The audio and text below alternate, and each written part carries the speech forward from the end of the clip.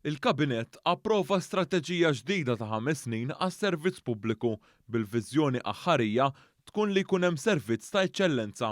Dan intqal mill-Prim Ministru Robert Abela waqt il-ftuħ tas-sena akademika tal-Istitut għas-Servizzi Pubbliċi u anke tfakkar il-5 anniversarju mill-ftuħ ta' dan l-istitut. Strateġija li se toħodna għal 5 snin illi ġejjin.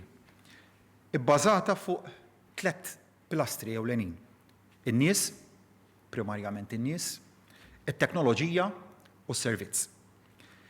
Li ħadnu mbagħad il-prinċipji tant importanti tal-kwalità, tal-kontabilità u tas-sostenibilità. Dan l-istitut se joffri 270 kors u s'issa kien hemm madwar 2500 applikazzjoni għall-ewwel nofs tas-sena. Din is-sena dan l-istitut se jkollu l-ewwel studenti li huma full-time. Il-Prim Ministru Robert Abela għal kif dan il-Gvern jemmen fin-nies, jippremja l-bżulija u jinċentiva lin-nies. Min-naħa tiegħu is-Segretarju Permanenti Ewlieni Mario Kutajjar qal li dan l-istitut kien importanti għat-tiġdid li seħħ fis-servizz pubbliku.